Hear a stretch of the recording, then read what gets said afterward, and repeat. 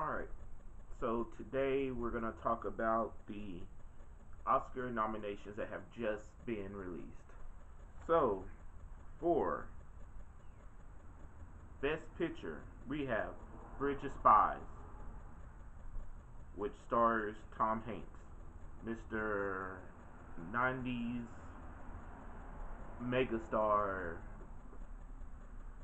And then we have Brooklyn, that has a cast of people that names that are so hard to pronounce that it just should be illegal for them not to have came up with celebrity names or a pseudonym of their name.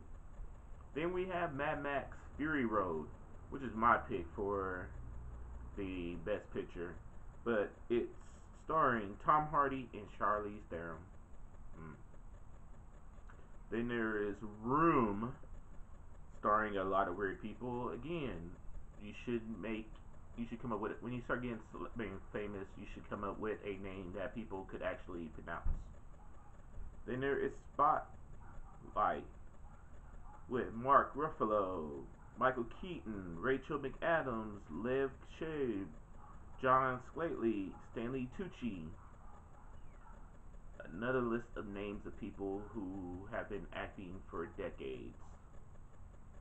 Then there is The Big Short, starring Christian Bale, Steve Carell, Ryan Gosling, and Brad Pitt. Come on.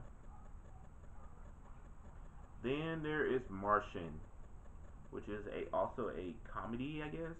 You leave a guy stranded on Mars, and it becomes a comedy of how he survives for 4 lovely years.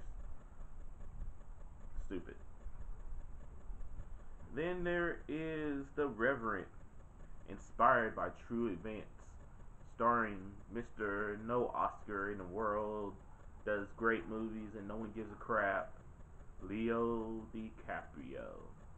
Mr. King of the World, where he's starring as a colonial adventurer, frontiersman who is being chased by savage Native American tribes while he is ass raping them, I guess.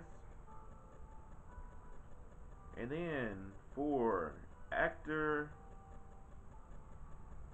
in a leading role, we have Mr. Say My Name, Bryan Cranston. Eddie Raymond playing as a woman in a movie as a woman. Then we have Mr. No Oscars, Leo DiCaprio for The Reverend.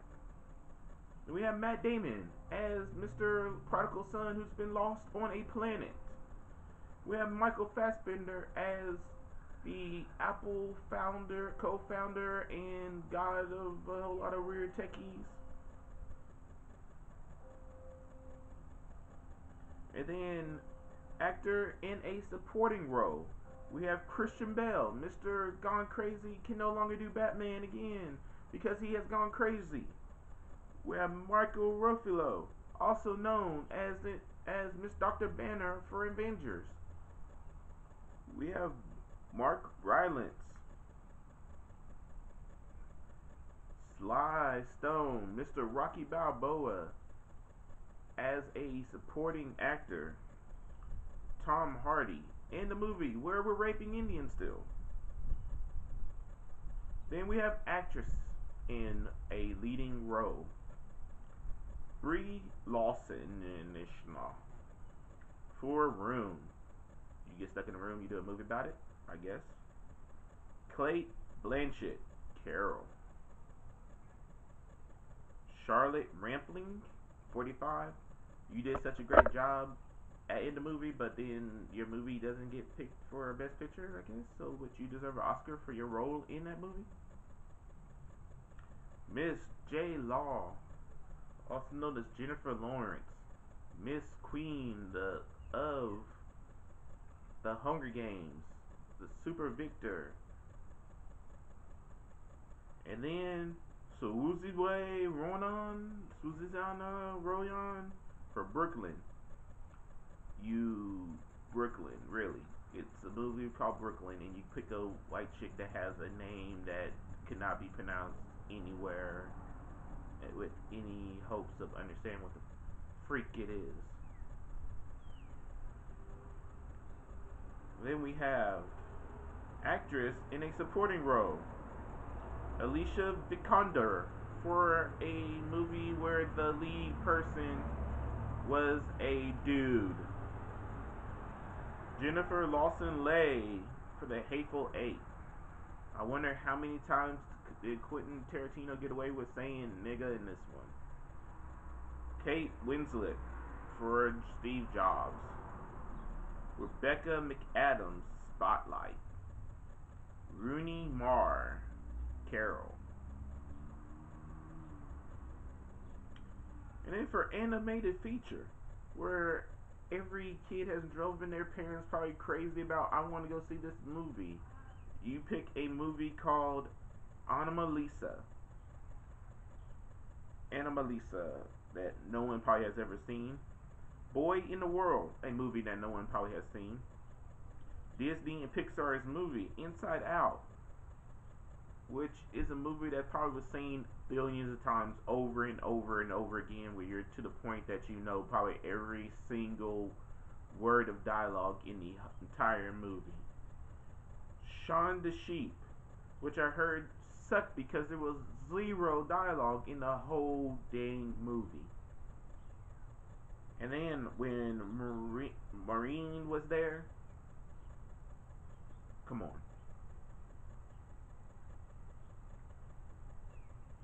And then let's go for directing. You have Adam McKay for The Big Short.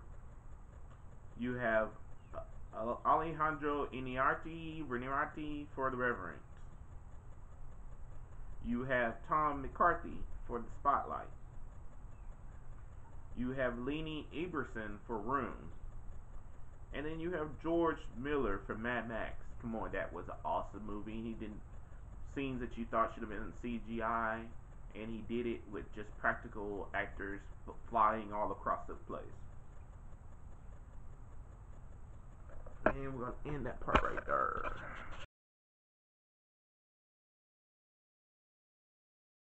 Alright, so we just heard all the nominations for people who are up for Oscars. And yet, it leads me to wonder why there's some other great movies that have just been released or have been released earlier last year or are basically getting snubbed. They're not even getting any recognition. And they were great movies.